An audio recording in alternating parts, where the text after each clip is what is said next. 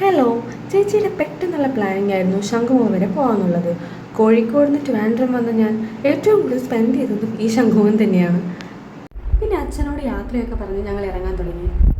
ആദൂസിൻ്റെ first outing ആയതുകൊണ്ട് തന്നെ ആദൂസ് ഭയങ്കര ത്രില്ലിലായിരുന്നു. അക്കു ഞങ്ങളെ കൂടെ ആയതുകൊണ്ട് തന്നെ സ്കൂളിലെ കുറേ തള്ളുകളും കഥകളൊക്കെ കേട്ട് അവസാനം ഞങ്ങളവിടെ എത്തി. ആദൂസിനാണെങ്കിൽ ചെറിയൊരു ഉറക്കമൊക്കെ വരണുണ്ടായിരുന്നു. പിന്നീട് മുഴുവൻ ബീച്ച് കണ്ട് എക്സൈറ്റ്മെൻറ്റിലായിരുന്നു ആദൂസ്.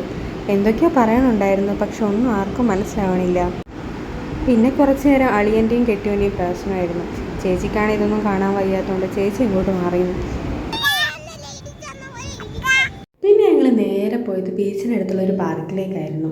ഇവിടെയാണെങ്കിൽ കുട്ടികൾക്കുള്ള കുറേ ആക്ടിവിറ്റീസൊക്കെ ഉണ്ടായിരുന്നു.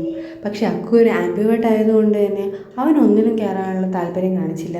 പിന്നെ അക്കുവിന് സ്കൂളിൽ നിന്ന് നാളെ പാർക്കിലേക്ക് പോകുന്നതുകൊണ്ട് ഒരു ക്യാപ്പ് വേണമെന്നുള്ളതുകൊണ്ട് ചേച്ചിയും ചേട്ടനും ഒരു ചെറിയ കടയിൽ നിന്ന് ഒരു ക്യാപ്പ് വാങ്ങിച്ചു കൊടുത്തു. പിന്നീട് ഞങ്ങൾ നേരെ പോയത് പാനിപൂരി കഴിക്കാനാണ്. ഏകദേശം എല്ലാവരുടെയും ഫേവറേറ്റ് തന്നെയായിരിക്കും പാനിപൂരി. അക്കുവിന് ഏതാ വേണ്ടതെന്ന് ചോദിച്ചപ്പോൾ അക്കു പറഞ്ഞത് അപ്പേട്ടനാണെങ്കിൽ പാനിപൂരി കടക്കാരനോട് എന്തൊക്കെയോ ചോദിക്കണുണ്ടായിരുന്നു. ലാസ്റ്റ് ഫൈനലി ആ പാനിപൂരി നമുക്ക് കിട്ടി.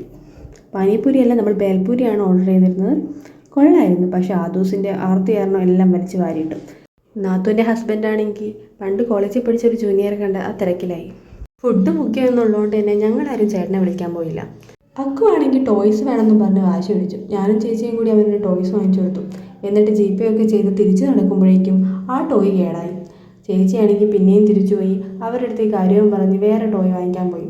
എന്നിട്ടാണെങ്കിലോ ഒരു മാസം നോട്ടം നോക്കിയാണ് നാത്തൂൻ തിരിച്ചു വന്നത്. പാനിപൂരിയുടെ എഫക്റ്റൊക്കെ തീർന്നോടെ തന്നെ വിശപ്പിൻ്റെ വിളി രണ്ടാമത് എല്ലാവർക്കും വന്നു. അങ്ങനെ ഞങ്ങളുടെ ഫേവറേറ്റ് സ്പോട്ടായ സംസമിലേക്ക് നേരെ വിട്ടു. പേഴ്സണലി നല്ല ഫുഡും നല്ല കസ്റ്റമർ ബിഹേവിയറും ഉള്ള ഒരു ഷോപ്പായിട്ടാണ് എനിക്ക് ഫീൽ ചെയ്തിട്ടുള്ളത്. ഞാൻ ഈ ഫോട്ടോസും വീഡിയോസൊക്കെ എടുക്കാൻ വേണ്ടിയിട്ട് അക്കു ആണെങ്കിൽ എന്നോട് ഇങ്ങനെയാണ് പറഞ്ഞത്. ഞങ്ങളാണെങ്കിൽ പൊറോട്ടയും ഷവായും മന്തിയൊക്കെ ആയിരുന്നു ഓർഡർ ചെയ്തത്. നല്ല ക്വാളിറ്റിയും ക്വാണ്ടിറ്റിയും ഒക്കെ ഉള്ള ഫുഡായിരുന്നു. ഫുഡൊക്കെ കഴിച്ച് തിരിച്ച് ഞങ്ങൾ വീട്ടിലേക്ക് മടങ്ങി.